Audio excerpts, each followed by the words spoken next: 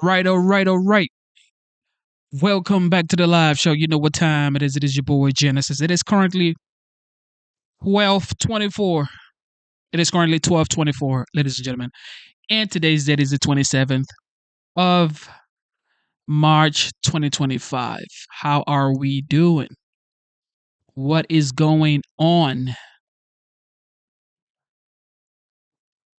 Of course, it's a new day. Well, it's still midnight, 25 minutes past midnight. On the East Coast. All right. East Coast. All right. Look, we're going to have a good time tonight, okay? All right, so President Trump signs executive orders and speaks to reporters in the Oval Office. All right, and here we go. Thank you very much. It's an honor to be with you today. We just celebrated Women's Day at the White House. It was fantastic, attended by a lot of great women, All women are great. So this is the beginning of Liberation Day in America. We're going to take back just some of the money that has been taken from us by people sitting behind this desk or another desk that's not quite as nice, but they have their choice of 7, as you know. And we're going to charge countries for doing business in our country and taking our jobs, taking our wealth, taking a lot of things that they've been taking over the years. They've taken so much out of our country, friend and foe, and frankly, friend has been oftentimes much worse than foe. And this is very modest. And what we're going to be doing is a 25% tariff on all cars that are not made in the United States. If they're made in the United States, there's absolutely no tariff. We started off with a 2.5% base, which is what we were at, and we go to 25%. And basically, as you know, and as you've been seeing, not reporting as accurately as it should be reported because it's a massive story. Business is coming back to the United States so that they don't have to pay tariffs. And I think also because of November 5th, the election, they're very happy. AI is coming back to levels that nobody's ever seen before. It's a new, sort of a new business, I guess, when you think about it. But it's plants are going up all over the United States, and many of them have already been started. We're getting early electricity taken care of. We're getting permits very quickly for them, and we're going to make their life very happy. They're coming in with tens of billions of dollars. Individual plants will cost 10, 15, even $20 billion. We're going to let them build electricity generating plants along with their plant, and they can't even believe it. And we're going to get them very quick permits, as I've done always. I did that in Louisiana with 2 LNG plants. I got them one permit in 1 day after waiting 14 years, and the other one in 1 week after waiting for 12 years. But this is very exciting to me. This is the automobile industry, and this will continue to spur growth like you haven't seen. Before I was elected, we were losing all of our plants. They were being built in Mexico and Canada and other places. Now those plants largely have stopped, and they're moving them to our country. And Indiana, the great state of Indiana, I love Indiana. Honda is building one of the biggest plants anywhere, and they've just started. They wouldn't have done it without this. In all cases, they wouldn't have done it without what we're doing. So we'll effectively be charging a 25% tariff. But if you build your car in the United States, there is no tariff. And what that means is a lot of foreign car companies, a lot of companies are going to be in great shape because they've already built their plant, but their plants are underutilized, so they'll be able to expand them inexpensively and quickly. But others will come into our country and build, and they're already looking for sites. They're looking for mostly sites. They don't want to take the old buildings that are empty and falling down. They want to build new, and there's tremendous action. There is likewise for other companies and countries, like the chip making process. Your chip bill was a disaster done by Biden. All he does is give tremendous amounts of billions of dollars to chip companies that will do nothing with the money. They're not going to use the money here. They're going to just keep it. They have plenty of money. The one thing they have is they have a lot of money. In our case, all we're doing is saying you can't come in unless you build here. And the largest chip company by far is manufactured from Taiwan is building here, and it'll give us almost 40% of the chip market just with that. They're spending almost $200 billion in the United States to build a plant, and they've almost started. They'll be doing much of the work in Arizona. So we have a lot of exciting things, but to me, this is one of the most exciting. Now, outside of one specific day, and that's Liberation Day. That's the real Liberation Day of America, and that's going to be in April 2nd. And I look forward to it. We'll have a little news conference. We'll talk about it. But this is very exciting. So we're signing a executive order today that's going to lead to tremendous growth in the automobile industry. As you know, the electric mandate that we did allows you to buy a car now with electric or gasoline powered or hybrid. You can buy any car you want. We had it so that within a short period of time you had to buy all electric, and the country could never provide the money necessary to build all of those power plants that you would need all over the country. As you know, in the Middle West, they built 8 power stations. That's like the size of this desk or smaller. And they ended up spending $9 billion on 8. And of the 8, 4 of them didn't work. And we're not doing that. So you can buy electric, or you can buy gasoline, or you can buy hybrid, or you can buy whatever you want to buy. And that's the way it should be. The market's going to determine that. And you're going to see prices going down, but it's going to go down specifically because they're going to buy what we're doing, incentivizing companies to, and even countries, but companies to come into America and build.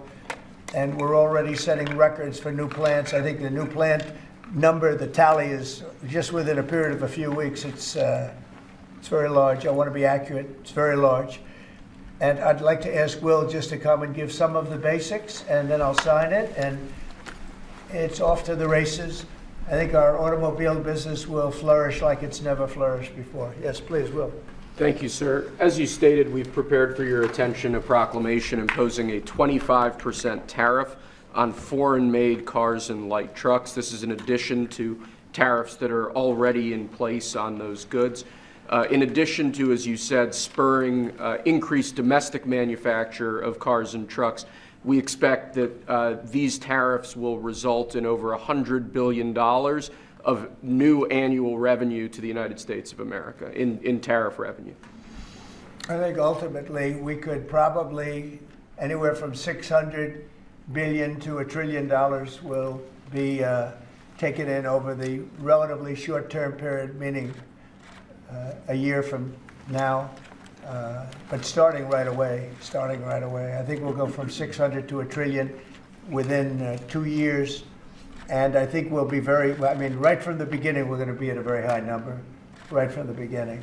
And right from the beginning, you're going to have a lot of construction jobs, but you're also going to have a lot of automobile jobs. So this is very exciting, but it's also exciting because of what's happening with other aspects. We're going to be doing tariffs on pharmaceuticals in order to bring our pharmaceutical industry back. We don't make anything here in terms of drugs, medical drugs, different types of drugs that you need, medicines. It's in other countries, largely made in China, a lot of it made in Ireland. Ireland was very smart. We love Ireland. But we're going to have that. We're going to have lumber. We're going to free up some of our land. And you'll be able to meet a lot of other standards like fire cuts. If Los Angeles had fire cuts, which they didn't have, that's a gap of half a football field between areas. You wouldn't have had the fires. They would have been contained. But you have fire cuts. And by the way, you sell that wood for a lot of money, a lot of profit is made from that. But we're going to be doing lumber. We're freeing up our land so that so that we don't have to use outside sources of lumber.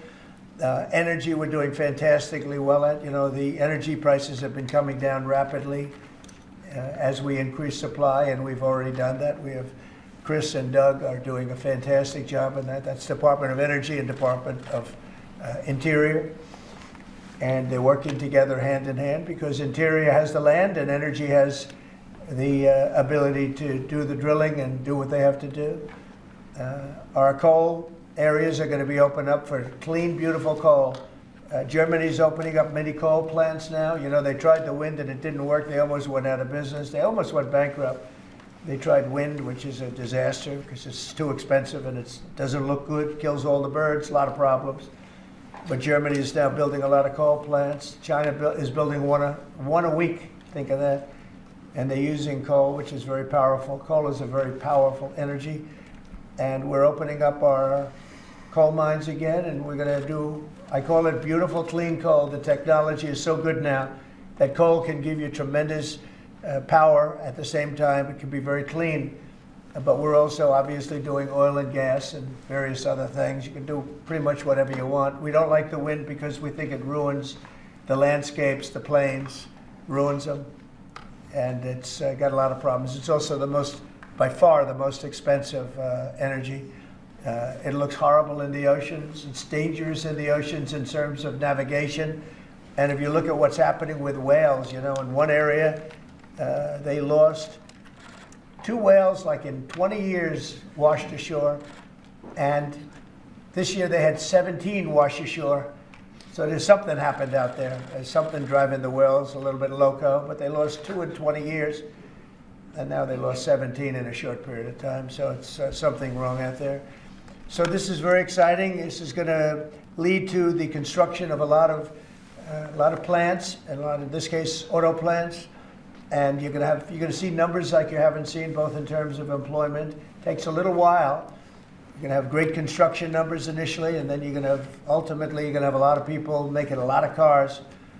And one other thing, we have the Speaker of the House with us, who's doing a fantastic job. And where's Mike? And we're trying to get approved. Mike, thank you very much for being here. Yes, sir. We're trying to get approved, if we can. If you borrow money to buy a car, you're allowed to deduct interest payments for purposes of income tax, but only if the car is made in America. So if the car is made in America, you get a loan, you can deduct the interest. That's a big saving. A lot of people in that part of the world, in terms of buying cars, a lot of them don't think in terms of deductions. People that think in terms of deductions are very wealthy people, but people are going to start understanding what a good deduction is all about. So when you get a loan to buy a car, and I think it's going to pay for itself. I don't think there's any cost. I think you're going to have so many cars built, but you're only going to get that deduction of interest if the car is made in the United States of America. So I'm going to sign this, and Mike, I hope you can get that, because I think it's going to be amazing in terms of the number of cars that are going to be made because of it. And I want to thank Howard Lutnick, our fabulous commerce chairman. That's what he is. He's a chairman. He's a very successful guy, a great guy. And we have a big day, Howard, coming up next week. Liberation Day. That's Liberation Day. That's going to be on the 2nd, and that's going to be reciprocal. And I think people will be impressed. We're going to be very fair. We're going to be very nice, actually. We have not been treated nicely by other countries, but we're going to be nice. So I think people will be pleasantly surprised, but it's going to make our country very rich, because we're the piggy bank that everybody steals from, and they've been doing it for many years, for decades, so we're not going to let it happen. So, but we're going to treat people very nicely. We're going to treat other countries very, very nicely, and I think it's going to have a very positive effect on everybody, including those other countries. So I'll sign this, and we will see you again on April the 2nd. In terms of this, it's going to be another round, and it's about making America great again, making it strong and prosperous again. Thank you very much. So, Mr. President, on tariffs, can I ask you about tariffs, Mr. President? On the car tariffs, how do you assure that the car coming into the country is fully built? Could an automaker in Germany say, leave the tires off a car? We're going to have very strong policing, and it's pretty easy to do. If parts are made in America and a car isn't, those parts are not going to be taxed or tariffed. And we'll have very strong policing as far as that's concerned. For the most part, I think it's going to lead cars to be made in one location. Right now, a car would be made here, sent to Canada, sent to Mexico, sent all over the place. It's ridiculous. So this is a very simple system. And the beauty of the 25, it's one number. It's not up or down depending on the cost of the car. It's one number. And that number is going to be used to reduce debt greatly in the United States and to build things, reduce taxes. I mean, basically, I view it as reducing taxes and also reducing debt. And within a fairly short period of time, I think we're going to have a balance sheet that's going to be outstanding. Mr. President, will it take effect today or on the 2nd? How do you assure Americans then that this will not cause a long-term increase in prices? Well, look, I think we're going to have a market the likes of which nobody's ever seen before, not in this country. You know, we had the best market ever in my first term. It was the strongest market ever, the best economy ever. And I think I think this blows it away. But this is something that people have wanted to do, presidents have wanted to do for a long time. A lot of them didn't understand it. It wasn't a priority for them. But foreign countries understood it very well. And they've really ripped us off at levels that nobody's seen before. But that's not going to happen. Mr. President, is this for today or on April 2nd, the auto tariffs? Do these auto tariffs go into effect today or on April 2nd? They go into effect on April 2nd. April 3rd. We're signing today. It goes into effect April 2nd. We start collecting on April 3rd. Are there any conditions under which you remove these tariffs, that are coming in on April 2nd? What does that mean? Any more tariffs on any other sectors on April 2nd, for example, chips or pharmaceuticals? Not then, but we will be putting a tariff on lumber. We, as you know, have a tariff already on steel and on aluminum of 25%, and we're taking in tremendous amounts of dollars. More importantly, our steel factories and aluminum factories are roaring. They're starting to roar. They're building new ones. I just heard from Nucor, which is a big company, a very big steel company, and they're building a massive plant for steel that they wouldn't build without this. So you're going to see things that are going to be actually amazing. And I think you already have. You know, we've had some news conferences where I can't have enough. They want to do news conferences where they announce they're going to spend 20, 30, 40 billion dollars. But Apple, as an example, is spending $500 billion. Okay, any other? On the Signal chat, Senator Roger Wicker, Chairman. Hold on one second. Yes. Mr. President, on the reciprocal tariffs next week, will those be immediately effective April 2nd on all countries, or will you focus on the worst offenders? No, we're going to make it all countries, and we're going to make it very lenient. I think people are going to be very surprised. It'll be, in many cases, less than the tariff that they've been charging us for decades. So I think people are going to be very, very surprised. And on these auto tariffs, I think they'll be pleasantly surprised. I don't know. I think we're trying to keep it somewhat conservative. And on these auto tariffs, we saw obviously the NASDAQ 100 go down 2% at close, S&P 500 down 1%. What are you concerned about that market reaction? Today? Yes, sir. I didn't say that. I want to see the jobs. I want to see that'll all take care of itself. That could take care of itself in 1 day, 2 days, or 1 week. Are there any conditions under which you'd remove these auto tariffs, sir, or is this permanent for the rest of your term in office? Oh, this is permanent, yeah, 100%, yeah. Are you still did Elon Musk advise you at all on these auto tariffs? No, because he may have a conflict, so we don't talk. I've never talked to him. Elon's amazing. He's never asked me for a favor in business whatsoever. I'm actually a little surprised by it. I might do it, I might not do it. I do what's right, and he'd want me to do what's right. No, he's a patriot. He has never, you know, these are big deals we're talking about. This is probably nothing like this. And I've never had Elon come and say, would you do me a favor with the mandate or the electric mandate or anything. He's never asked me for anything. Sir, also, Do you think these tariffs will benefit to Tesla, sir? Republican lawmakers who have said today that your administration should take more accountability and not downplay what's happened with Signal that we've seen in these messages today? Well, I don't know about downplaying. The press upplays it. I think it's all a witch hunt, that's all. I think it's a witch hunt.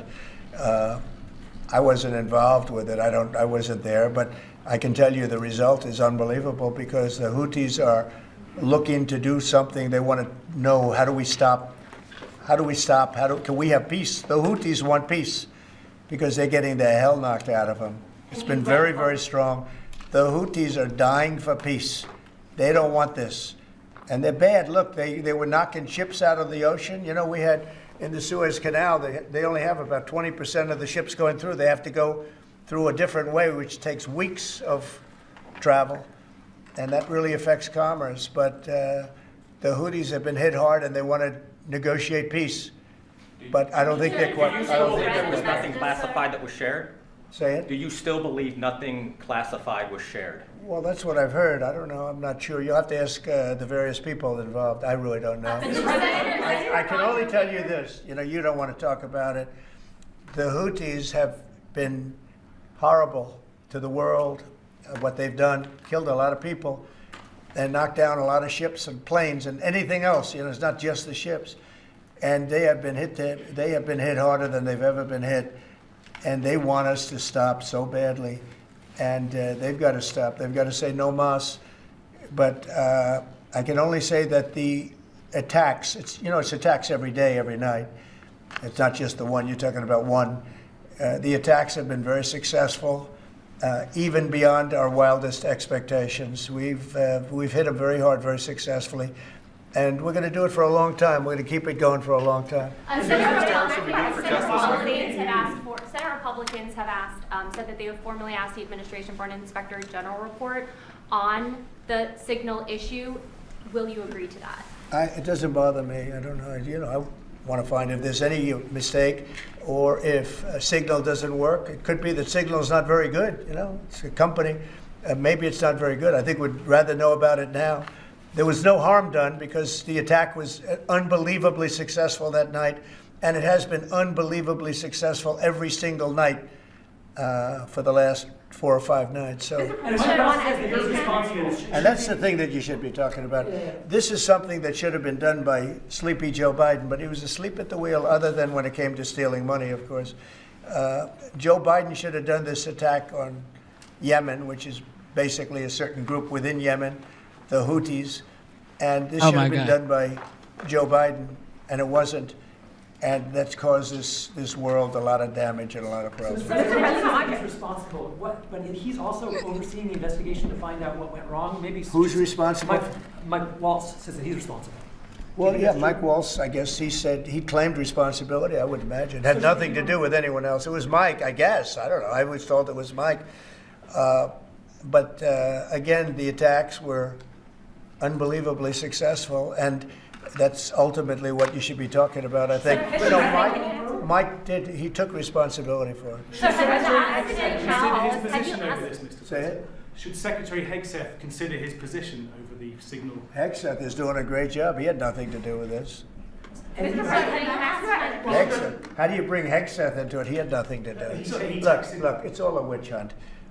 Here we are talking about some of the greatest business deals ever made. The greatest companies in the world are moving into the United States, and you want to ask about whether or not Signal works. I don't know that Signal works. I think Signal could be defective, to be honest with you.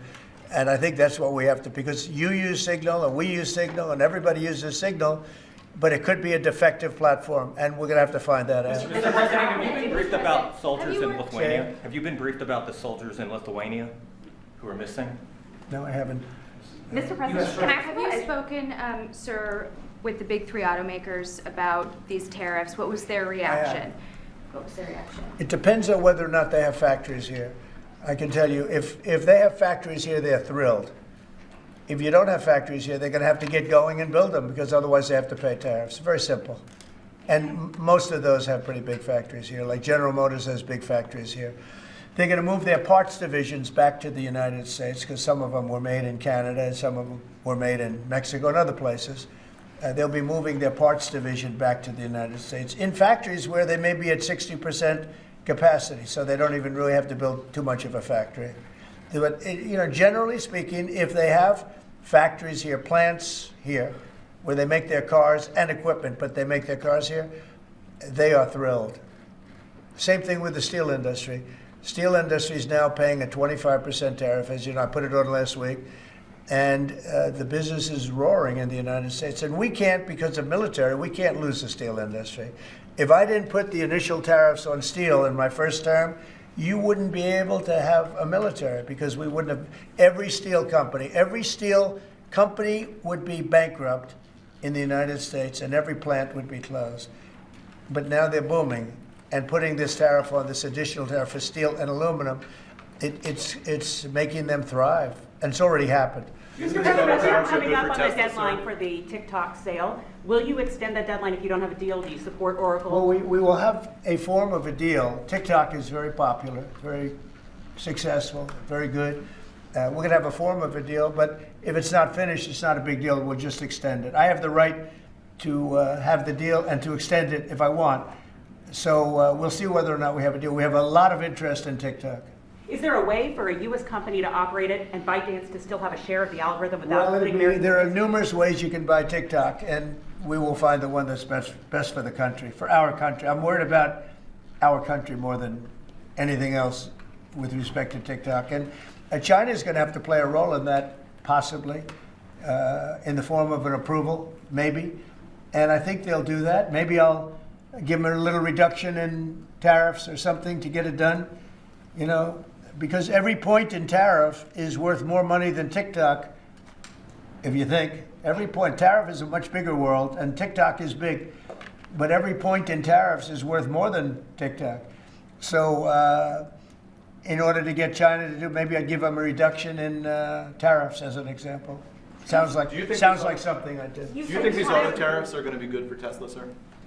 Good for who? Tesla, which makes its cars in the United States. Well, he is a fantastic Tesla. Will tariffs be good? I think they may.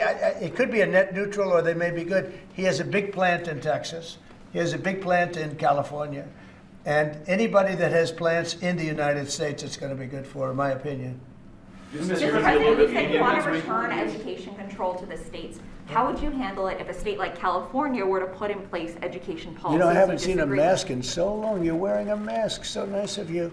I haven't seen anybody wearing a mask in a long time. It's good. You feel more comfortable, right? Oh God, this man, yo.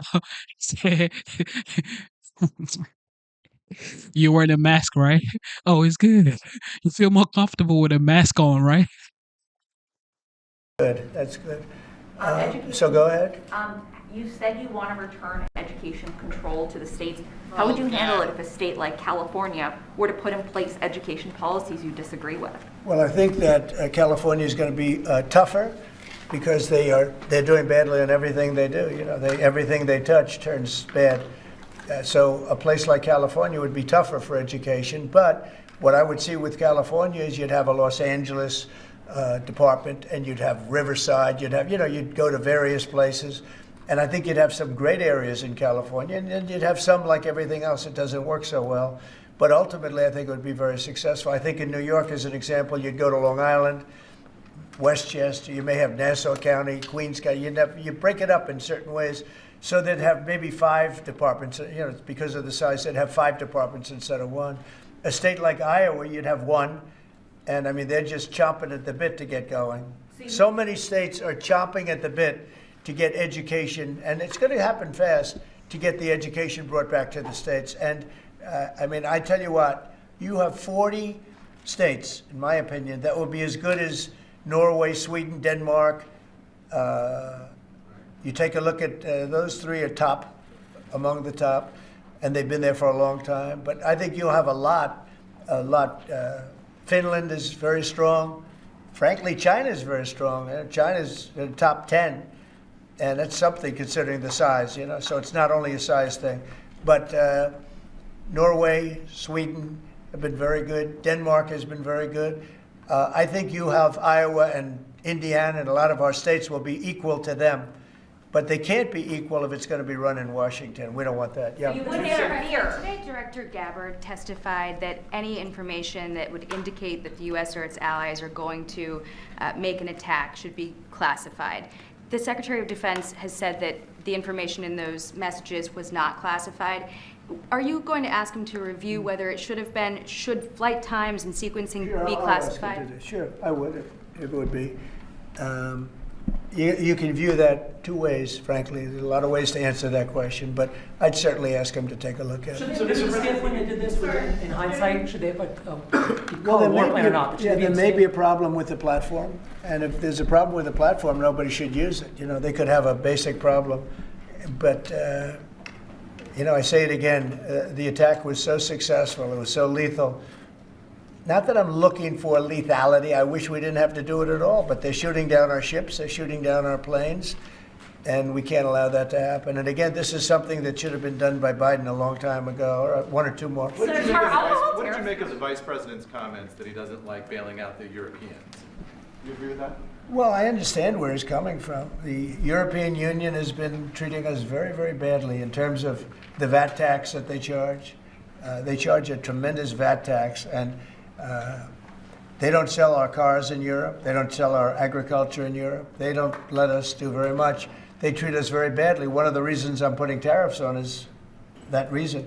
We take millions of their cars, BMW, Volkswagen, Mercedes-Benz. We take millions and millions of their cars. They take none. I don't know if they take any of our cars. And they have non-monetary tariffs where it's impossible for us to sell a car, almost, in Europe. And so I understand what he's saying. And same thing with NATO. When I got involved, these mostly European countries, as you know, we had 28 at the time, and only 7 were paid. And most of them were not paid. 20 some odd countries were not paid, or they were substantially less than they're supposed to be. And the United States was literally making up the difference in Europe, and it's very unfair. So I understand. I didn't know he made that statement, but if he did, I mean, I'm okay with it. It's I complain about it all the time. The European Union treats us horribly on trade, and NATO has treated now.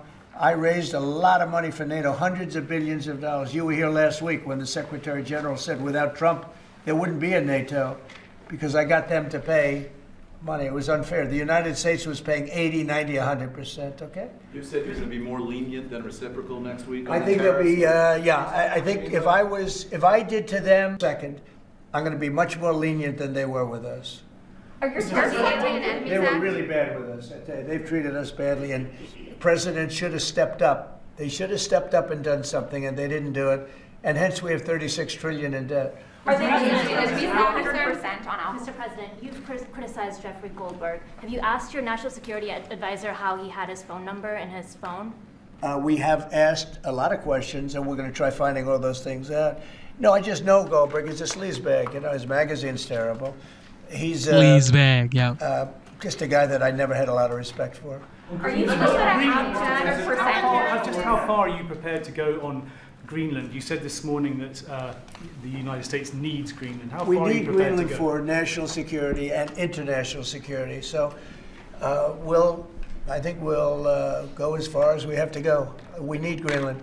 And the world needs us to have Greenland, including Denmark. Denmark has to have us have Greenland.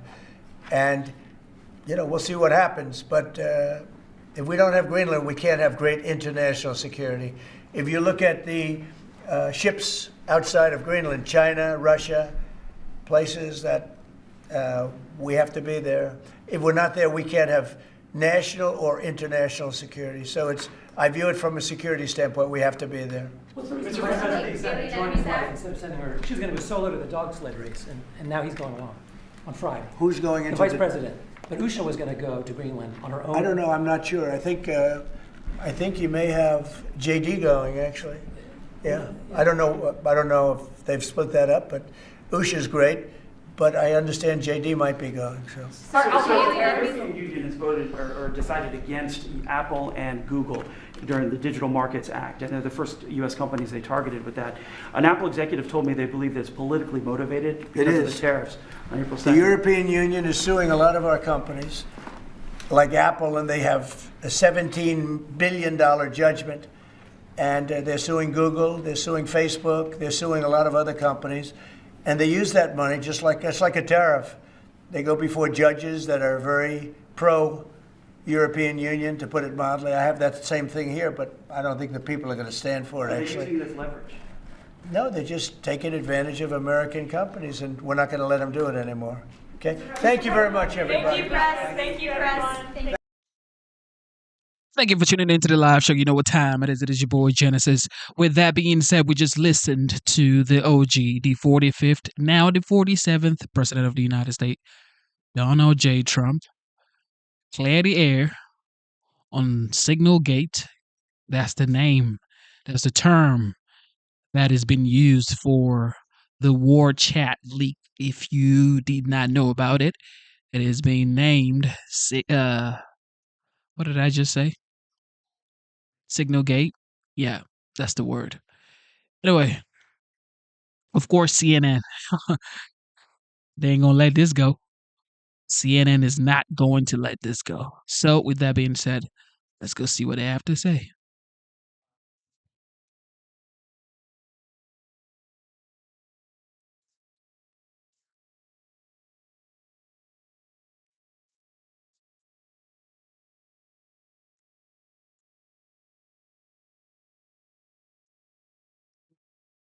the breach of national security by the Trump administration, and the president now saying his defense secretary had nothing to do with it. This is all in the wake of explosive new signal messages released by The Atlantic's Jeffrey Goldberg in a new article today. Now, first, to those newest details reported by Goldberg, he says because of what the president and members of his national security team said after his first story published.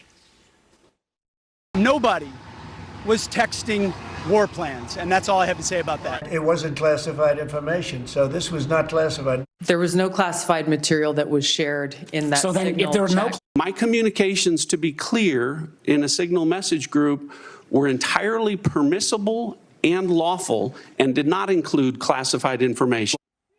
And Goldberg writes today that while he initially declined to report the specifics of the military plans he was sent, quote, the statements by Hegseth, Gabbard, Ratcliffe, and Trump, combined with the assertions made by numerous administration officials that we are lying about the context of the signal texts, have led us to believe that people should see the text in order to reach their own conclusions.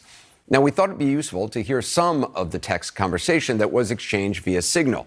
Using artificial intelligence software, CNN has created an audio version of the group chat. The voices used are reading the text neutrally. No attempt has been made to imitate the actual voices of the officials or alter the text exchange in any way. Even typos are read as they are in the text. Now, present on the Signal chat, in addition to the reporter Jeffrey Goldberg, were National Security Advisor Mike Waltz, who admits he accidentally added Goldberg to the chat. Not Vice President J.D. Vance was there. Secretary of State Pete Hegseth with us as well. Secretary of State Marco Rubio, Director of National Intelligence Tulsi Gabbard, CIA Director John Ratcliffe, White House Deputy Chief of Staff Stephen Miller, White House Chief of Staff Susie Wiles, and Middle East Special Envoy Steve Witkoff. Team. Establishing a principals group for coordination on Houthis, particularly for over the next 72 hours. My deputy Alex Wong is pulling together a Tiger team at deputy/agency chief of staff level, following up from the meeting in the sit room this morning for action items, and we'll be sending that out later this evening. Please provide the best staff POC from your team for us to coordinate with over the next couple days and over the weekend. Thanks. Mike Needham for State. Andy Baker for VP. Joe Kent for DNI. Dan Katz for Treasury. Dan Caldwell for DOD. Brian McCormick for NSC. Team. You should have a statement of conclusions with taskings per the President's guidance this morning in your high side inboxes. State and DOD. We developed suggested notification lists for regional allies and partners. Joint Staff is sending this AM a more specific sequence of events in the coming days, and we will work with DOD to ensure COS, OVP, and POTUS are briefed. Team, I am out for the day doing an economic event in Michigan, but I think we are making a mistake. 3% of U.S. trade runs through the Suez. 40% of European trade does. There is a real risk that the public doesn't understand this, or why it's necessary. The strongest reason to do this is, as POTUS said, to send a message. But I am not sure the president is aware how inconsistent this is with his message on Europe right now. There's a further risk that we see a moderate to severe spike in oil prices. I am willing to support the consensus of the team and keep these concerns to myself. But there is a strong argument for delaying this a month, doing the messaging work on why this matters, seeing where the economy is, etc. There is nothing time-sensitive driving the timeline. We'll have the exact same options in a month. The Israelis will likely take strikes and therefore ask us for more support to replenish whatever they use against the Houthis. But that's a minor factor. I will send you the unclassed data we pulled on BAM shipping. From CIA perspective, we are mobilizing assets to support now, but a delay would not negatively impact us, and additional time would be used to identify better starting points for coverage on Houthi leadership. VP, I understand your concerns and fully support you raising with POTUS. Important considerations, most of which are tough to know how they play out. Economy, Ukraine, peace, Gaza, etc. I think messaging is going to be tough no matter what. Nobody knows who the Houthis are, which is why we would need to stay focused on 1. Biden failed, and 2. Iran funded. Waiting a few weeks or a month does not fundamentally change the calculus. 2 immediate risks on waiting. 1. This leaks, and we look indecisive. 2. Israel takes an action first, or Gaza ceasefire falls apart, and we don't get to start this on our own terms. We can manage both. We are prepared to execute, and if I had final go or no-go vote, I believe we should. This, not about the Houthis. I see it as 2 things. 1. restoring freedom of navigation, a core national interest, and 2, reestablish deterrence, which Biden cratered. But we can easily pause. And if we do, I will do all we can to enforce 100% OPSEC. I welcome other thoughts.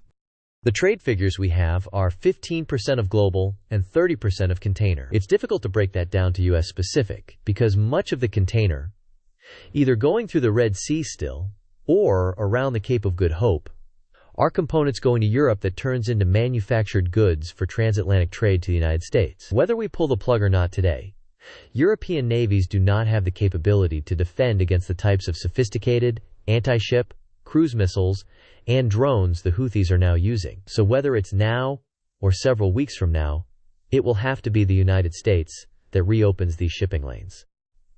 Per the President's request, we are working with DoD and state to determine how to compile the cost associated and levy them on the Europeans. As we stated in the first PC, we have a fundamental decision of allowing the sea lanes to remain closed or to reopen them now or later. We are the only ones with the capability, unfortunately. From a messaging standpoint, we absolutely add this to of horribles on why the Europeans must invest in their defense. At Pete Hegseth, if you think we should do it, let's go. I just hate bailing Europe out again. Let's just make sure our messaging is tight here. And if there are things we can do up front to minimize risk to Saudi oil facilities, we should do it. VP, I fully share your loathing of European freeloading. It's pathetic. But Mike is correct. We are the only ones on the planet, on our side of the ledger, who can do this. Nobody else even close. Question is timing. I feel like now's as good a time as any, given POTUS' directive to reopen shipping lanes. I think we should go, but POTUS still retains 24 hours of decision space. As I heard it, the president was clear. Green light, but we soon make clear to Egypt and Europe what we expect in return. We also need to figure out how to enforce such a requirement. E.g., if Europe doesn't remunerate, then what? If the U.S. successfully restores freedom of navigation at great cost, there needs to be some further economic gain extracted in return. The fact is, the Trump administration released this right here. Isn't that total transparency? In my opinion, that would be considered total transparency. The fact that the Trump administration released this is wow. I commend them for this. This is commendable. Come on. Agree. Team update. Time now. 1144 ET. Weather is favorable. Just confirmed with CENTCOM. We are a go for mission launch. 1215 ET. F-18's launch. First strike package. 1345. Trigger-based F-18 first strike window starts. Target terrorist is at his known location, so should be on time.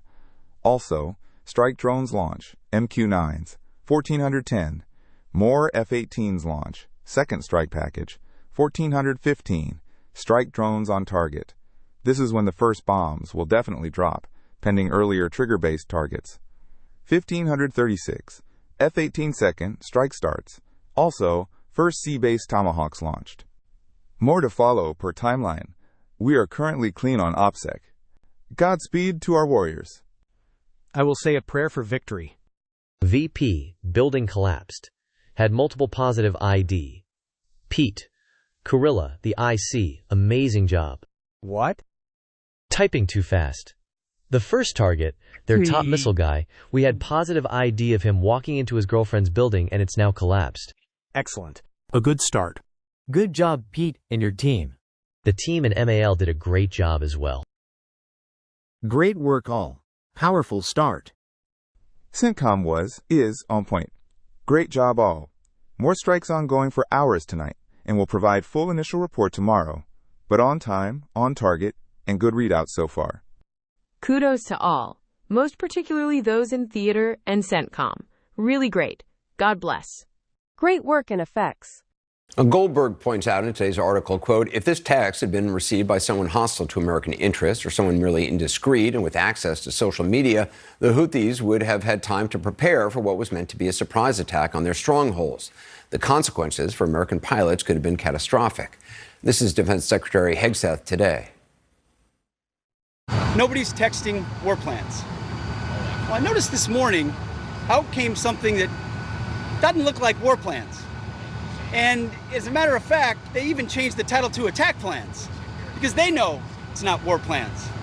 There's no units, no locations, no routes, no flight paths, no sources, no methods, no classified information. They're communicating on Signal, a commercially available app. Keeping them honest, multiple current and former defense officials CNN spoke to said that any discussion of the timing, targets, or weapon systems to be used in an attack would be classified because of the potential risk to U.S. service members' lives if those plans are revealed prematurely, and under no circumstances should such discussions be conducted on a commercial app. But also notice that Secretary Hegseth there is quibbling with the semantics. Goldberg called them attack plans in today's article versus war plans in Monday's report. Seemed to be a talking point of spin shared across the administration. Late today, the president was asked about the latest and defended the Secretary of Defense and used a familiar phrase, witch hunt. Should Secretary Hegseth consider his position over the signal? Hegseth is doing a great job. He had nothing to do with this. Hegseth. How do you bring Hegseth into it? He had nothing to do. Look, it's all a witch hunt. Oh. Uh-oh. It definitely getting spicy, y'all. Definitely getting spicy. All right, here we go. I know Jeff pretty well. He's a very responsible journalist. Thank God he was. And thank God, because some other idiot maybe wouldn't have sat on this and done the responsible thing. But I think, to me, everything Van just said is correct, and I share those concerns. To me, the most alarming part of this is that we are hearing Mike Waltz and Donald Trump say, well, we learned our lesson. He learned a lesson. This is not an internship. No, I mean, I'm serious. The national security of our nation shouldn't be where we're doing on-the-job training. It shouldn't be where we're figuring it out as we go. If we can't trust our national security leaders to protect our national security from the second they get on the job, I have deep, deep concerns that go far beyond this mess that just happened. The idea today, the main thrust of the White House argument all day seemed to be Jeffrey Goldberg's still a bad guy, which explains how we managed to invite him on this group chat. And secondly, it maybe wasn't classified because Pete Hegseth sent it. Yeah. Is that satisfying? I mean, that really was the message today from the White House. Yeah, and none of us have seen, what was supposedly war plans, and there's still a dispute over just how sensitive it really was. But I do think it's noteworthy that the White House is able to acknowledge a mistake, say they're going to learn from it, say they're trying to figure out the technical issues that led to it. I mean, they did own up to it. I mean, obviously, there's been some rhetoric and hyperbole around Goldberg and others, who, by the way, I agree, acted responsibly in this particular case, even though if I have some quibbles with what he's done in the past. He did absolutely act responsibly here. So I think that's actually kind of a refreshing thing for the government to say, okay, yes, effed up, we'll fix it, this won't happen again, especially when you contrast it with previous military and national security snafus in our recent history in which no one was held accountable, no one was fired, no mistakes were admitted until the very end. Joe Biden was saying Afghanistan was a success. I like it here that Donald Trump, the president, said he's a good man, but he learned a lesson. That tells me he and the president with Waltz had a hard talk. The information about targets, the weapons being used, the timing, that's not of concern? Look, I don't have kids, but I feel like this is when you walk into a room and you told your kid, don't draw on the wall, and they drew on the wall, and they have marker all over their face and all over their hand, and they're like, I didn't do it. Yes, you did. We're not stupid. You did it. And you're not really admitting. You're like, well, I'm sorry, but not really sorry.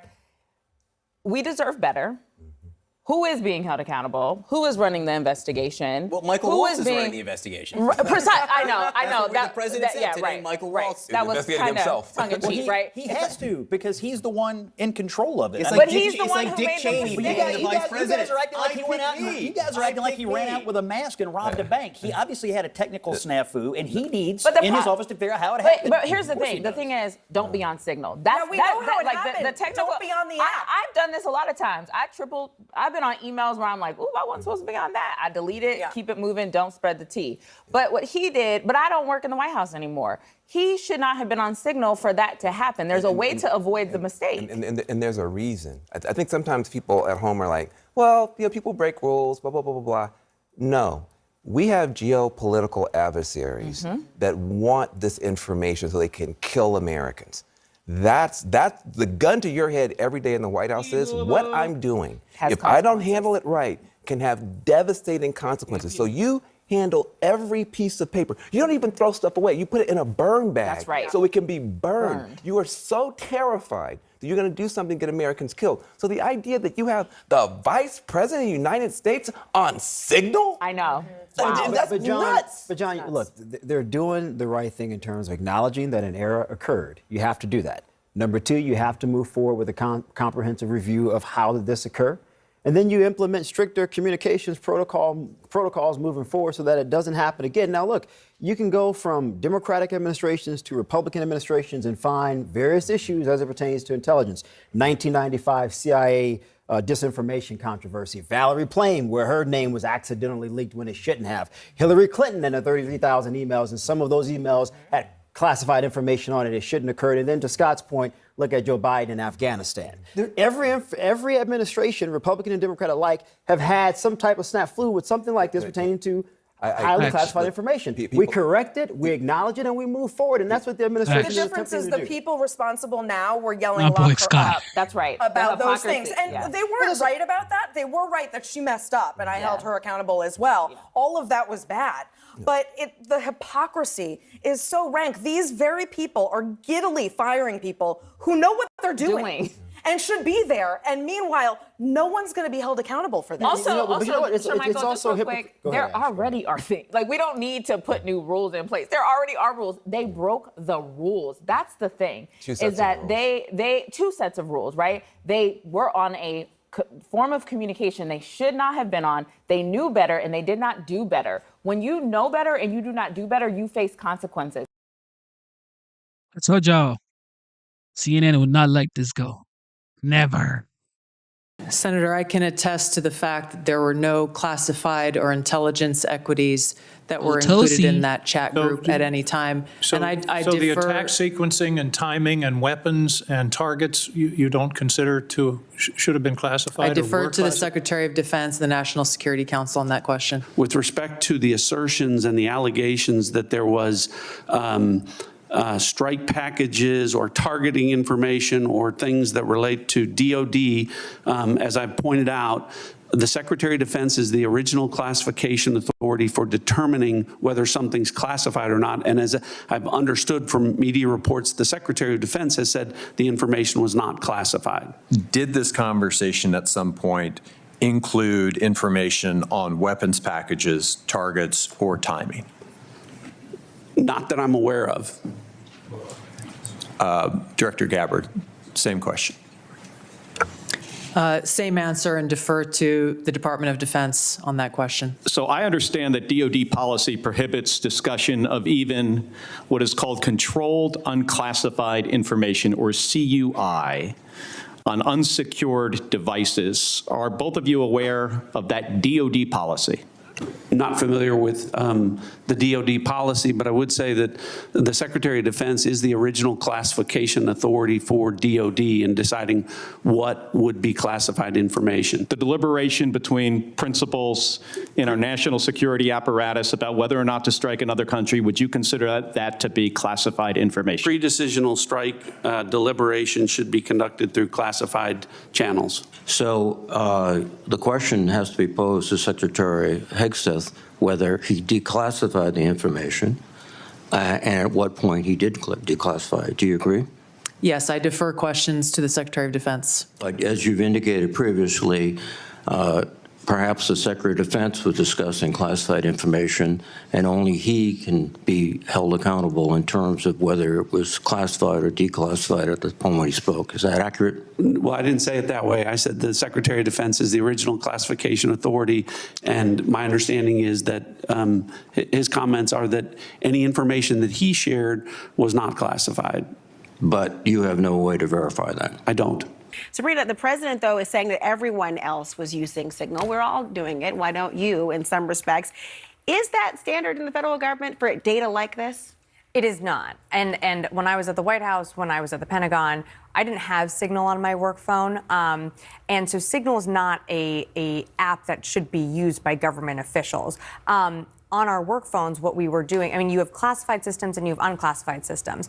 The unclassified systems, phones, emails, those are separate from classified systems. And what is so damaging and harmful in this reporting is that Secretary Hegseth took classified information and moved it into a non-secure format. And even though they're denying that there was classified information in these text threads, anytime there's a military operation, before an operation, if it is true that Secretary Hegseth put the locations, the timing, and the targets in that thread, that is classified. That is an operation. And so what he did was put those fighter pilots at risk. And that does warrant an investigation.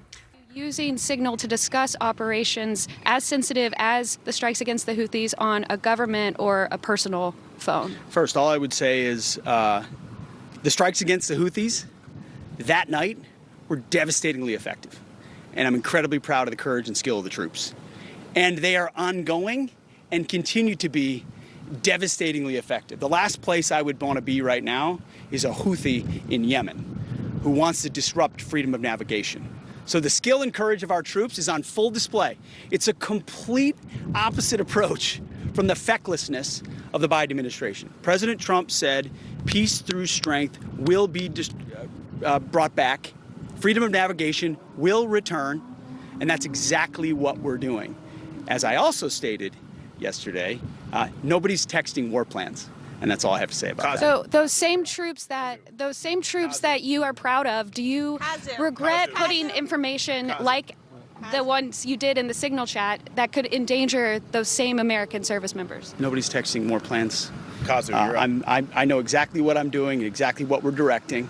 And I'm really proud of what we accomplished, the successful missions that night and going forward. Zolan, because this is an important point. He is talking about the effectiveness of the troops, comparing it to what he called the fecklessness of the Biden administration's approach to this, and that he was proud of the troops because the strikes against the Houthis was devastatingly effective, to use his own words. But then he was very particular when he answered the question. Nobody's texting war plans. He did not go into the rest of the information about what else could have been. Is that enough to suggest that the reporting is inaccurate? I don't think it is. I mean, at this point, he is saying, war plans, correct me if I'm wrong, anyone here, especially someone who's worked for the Defense Department, but I don't think there's one legal term for war plans. He might be using his own discretion to describe what exactly the war plans are in this instance. Look, what Jeffrey Goldberg reported is that there was sensitive details on this military strike sent in this group chat just 2 hours before the strike. I think any person that's reading this would consider that to be plans for a war, right? So he might be using his own discretion there. But at this point, you're right. We have not heard a specific answer and a detailed answer from the Secretary of Defense of why were you talking about this? Obviously, what checks were in place to ensure who else was in this channel? Why not talk about this in the space that the government creates for these sensitive conversations? I don't think that answer will have this story go away. Is this a kind of odd arose by any other name? It's not a war plan I tweeted. It's not a war plan that I sent. Okay, maybe it was classified or sensitive information about location or strategy or anything else. Isn't that under the same umbrella and the point the same? Look, I go back to I think this administration has been straightforward from the very beginning, and I don't think that, to me, I don't see him playing games here with war plans. I see where we can parse it out, but again, I'm going to take him at his word. We have Mike Walls taking responsibility for this, so we have to take him at his word. And so I don't know what other suggestion there is to do, whether it is to release all of the information, but I mean, that's up to the administration, and that to me is what we're going to break, Walgo, is that I think that's what their review is all about, and that's what I assume this administration will continue to do. The thing about the review, too, I believe it's out of the NSC in the White House right now. One test that this creates, too, is, Kash Patel said that he would lead an FBI that would be independent in his confirmation hearings. Pam Bondi saying the same thing. Will we actually see any review from the Justice Department on this, or the FBI? It does create a real test there for that. And Donald Trump also fired all of the inspector generals, who are also the check on the agencies as well. According to open source reporting at 11:44 on the morning of March 15th, Secretary Hegseth put into this group text a detailed operation plan, including targets, the weapons we were going to be using, attack sequences, and timing. And yet you've testified that nothing in that chain was classified. Wouldn't that be classified? What if that had been made public that morning before the attack took place? Senator, I can attest to the fact that there were no classified or intelligence equities that were included in that chat group. My source tonight, you just heard from there, an independent senator from Maine, Senator Angus King, and thank you so much for being here. You seemed quite skeptical of the argument about this discussion not being classified, what they were talking about. If imminent military is classified, Senator, what is? Well, that was exactly the question I asked. I mean, you heard the question. According to Jeffrey Goldberg, and he quite responsibly didn't report the details, but he said that Hegseth's text talked about the timing, the weapons, the targets, the sequencing. And as you say, if that isn't classified, I don't know what is. And I don't understand the witnesses today saying that it wasn't classified. And of course, I followed up by saying, well, if it wasn't classified, then give us the whole text chain. Because if it isn't classified, let's see it here at the committee. And of course, there were no takers on that offer. And Caitlin, people talking about this being a mistake, that seems to be the word of the day to defense. Well, it was a mistake. Well, you and I have probably, texted to the wrong person by mistake, or perhaps joined a group that it wasn't the right one that we thought. But you're not the Director of National Intelligence, and I'm not the Secretary of Defense. These are the top national security officials in the country. And they were on a text chain that the Pentagon themselves, ironically, had said don't use for this kind of purpose. And they were discussing national security affairs. And it doesn't pass the straight face test that somehow none of this was classified. We're going to find that out. And we'll find out, I believe, reasonably shortly, what was in that text chain, because the administration can't now say, well, we can't tell you because it's state secrets or it's classified, because their Director of National Intelligence said about 10 times that it isn't. Well, everybody has seen it now, so thank you. First of all, have you met MAGA? Have you been to a MAGA rally where Trump is mocking a disabled journalist or a POW, or saying we should punch him out? I mean, it is rich. And let me tell you, I have been very, very out there on criticizing Trump for that disgusting, disgusting rhetoric that has coarsened the language around politics. It's gross. He's why we got here. And what she did was disgusting. And I am not going to accept her spin of this.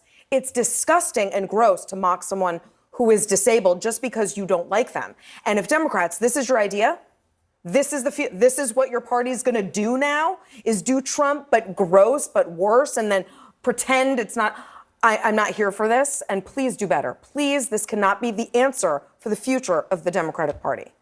I mean, I think actions speak louder than words. And in this instance, I think we have a president who, when the plane crash happened in Washington, D.C., he blamed it on people with disabilities. When RFK says that autism is a threat to the American way of life, which is a disability, apparently the White House has ended ASL, American Sign Language interpreters, in briefings, which is making it inaccessible. Questioning and gutting Social Security, which a lot of disabled people rely on, Medicaid, Medicare, people rely on. And in his first campaign, mocking disability. Two wrongs don't make a right, but actions speak louder than words. And the policies of the Republican, including undermining special education, ID, the Individuals with Disability and Education Act, making sure that schools are not going to be accessible. Those are the actions of this administration. Those are the actions of the Republican Party. I would rather folks be demonizing those things than. But to be clear, you don't agree with what she said, right? Well, her explanation was that she wasn't referring to that policy. If she so you buy that? But here's the thing. If you make fun of somebody because of their disability, I do not agree with that. As a person with a disability, as a person who has family members with a disability, as a person who has taught children with a disability, that is not acceptable. She said that's not what she was doing, and so I know Jasmine, and I believe Jasmine if that's what she was saying. Well, I don't know her yet, and so here's how I see it. She's new, she's young, and she's trying to find her way. I think that this party is scrambling, trying to seem tough, and I'm seeing this party traffic in a lot of curse words. That's supposed to be like the new cool thing to do. I don't think that's going to be as useful. I even heard Pete Buttigieg with a whole bunch of curse words. I don't know who gave that memo. I don't think that's very useful. I think you have to be very careful when you're talking about people with disabilities. And I don't think she was careful. And I don't know her enough to say she's not being honest. But I'm going to tell you, it sounded bad. And I just want to finish. I think this party is trying to find a way to look tough and to show fight. But this is not the way. I don't think the cursing is going to work. I think I've been on stage and I've gotten a little bit hyped sometimes too. I hope that she will take this as lessons. You talked about learning lessons, that type of stuff. It doesn't sound to me like she's actually taking full responsibility. If that's true, I don't like it, and she can't do that again. She's too important to us to do that again. What I fear is that no lesson could ever be learned as long as you're doing these things in front of audiences who roar when you do it. When you have comedians who are broad messengers for the left making Scott, unfair jokes and people are roaring, when you have politicians being vulgar and saying what's the lesson? We're trying. What's the audience? It says a lot about the audience. But what we're trying to deal with is that Trump has done this and he's been successful. Yeah. So when you have somebody who does this stuff and they're successful, you start thinking, well, is that the right way? I would like for us to say it's not. But I think it's hard for us to hear Republicans scolding us on it when your guy does it all the time. We are trying to find a way forward. Jasmine is too important to make these kinds of mistakes. I think she has a bright future. I hope that tonight she's looking and says, you know what? I don't have to do that kind of stuff to get an applause line. She's too important for us to make those kind of mistakes. Exactly. I told y'all Jasmine Crockett is going to be a big star in the Democrat Party. Now, this is how they become a star. Okay, you make, I guess, statement like this that catches the press, and then boom, voila, she's being glided. But now it's like this is going to make her. House Republicans threatening to censure Texas Congresswoman Jasmine Crockett after she made this comment about Governor Greg Abbott. Listen. Y'all know we got Governor Hot Wheels down there. Come on now. And the only thing hot about him is that he is a hot mess, honey. Wow. Abbott has been in a wheelchair for over 40 years after a large tree fell and crushed his back while he was jogging. So let's make fun of that, shall we, Jasmine Crockett? She posted on X after getting backlash, not really backing down. She kind of doubled down. I wasn't thinking about the governor's condition. I was thinking about the planes, trains, and automobiles he used to transfer migrants into communities led by black mayors. I'm even more appalled that the very people who unequivocally support Trump, a man known for racially insensitive nicknames and mocking those with disabilities, are now outraged. Wow. Gen Z political commentator Morgan McMichael joins me now. Morgan, what does it say that this, Jasmine Crockett, is one of the leaders of the Democratic Party right now? Good morning, Todd. You know, when I'm looking at the story of Jasmine Crockett, I think it's funny how she's speaking at a human rights campaign, and it's just distasteful. You know, I don't think she really cares that the rhetoric that she is spewing is hateful towards Republicans at all. And to be honest, I want to give an example here. When you look at AOC, she's made an entire career, become famous and wealthy off of running her mouth. And I think that Jasmine Crockett's entire persona is made up, and she's trying to do the same thing and follow in those footsteps, run her mouth, make crazy, blatantly disrespectful and disingenuous remarks about Republicans, and she ends up getting the clicks because no one really heard of Jasmine Crockett 12 months ago, yet now she is making the headlines for saying such insane things. And I told y'all she was a star a couple of months ago.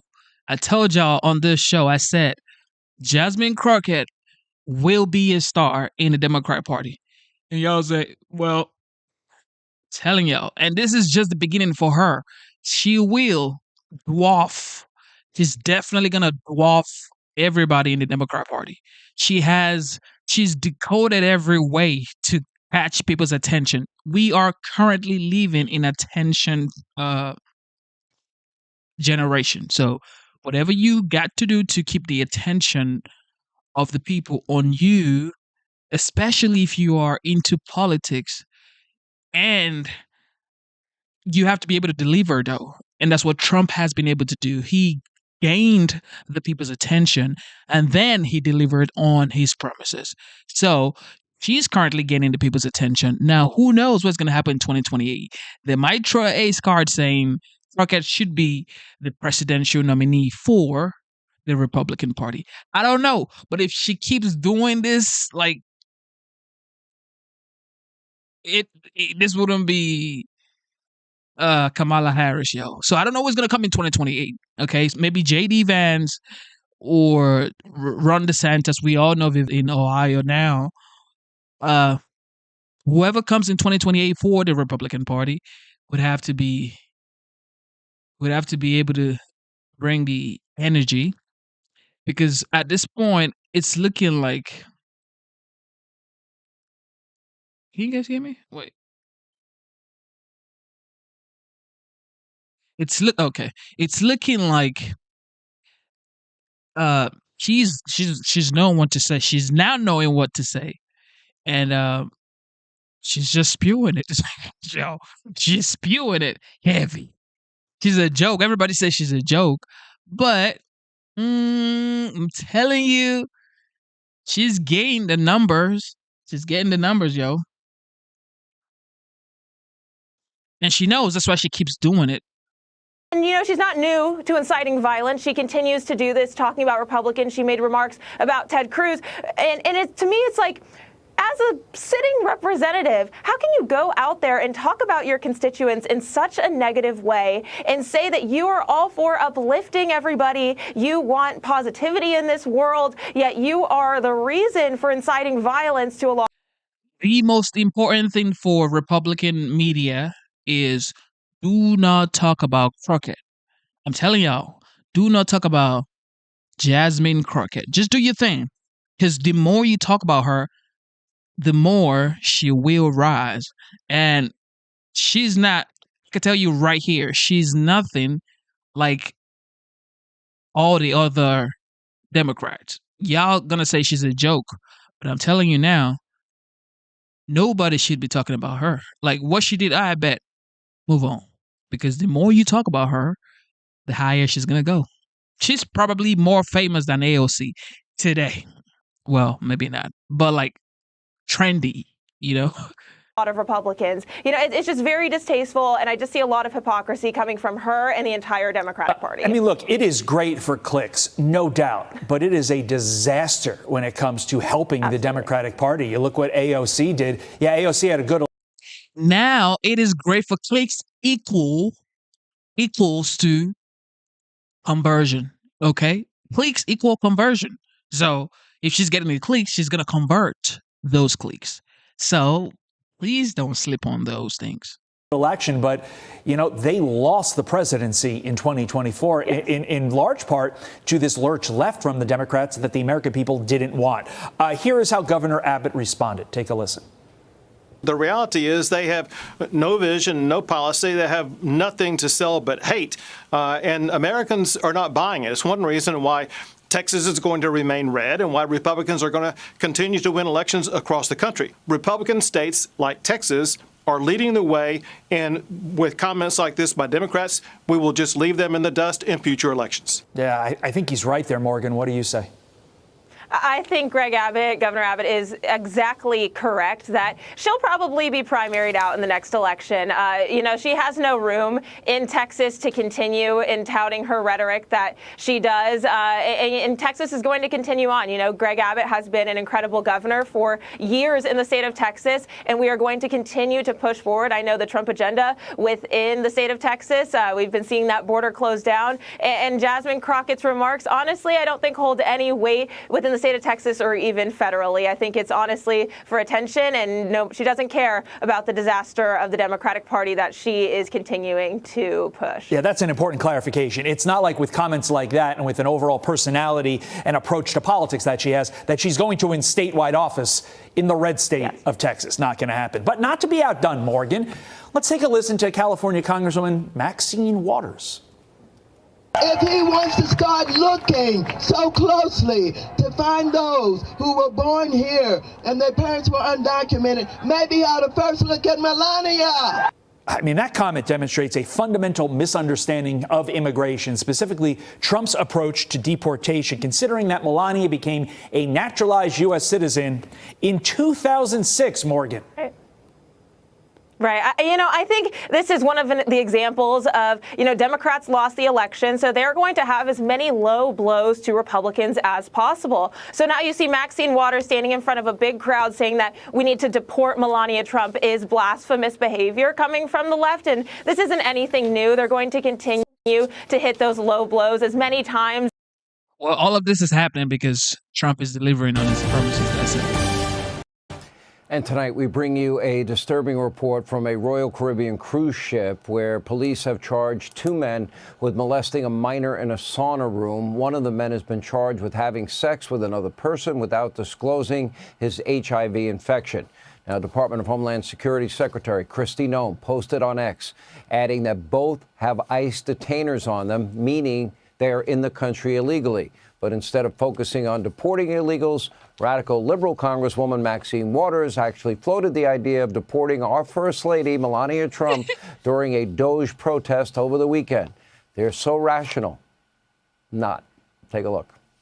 If he wants to start looking so closely to find those who were born here and their parents were undocumented, maybe he ought to first look at Melania.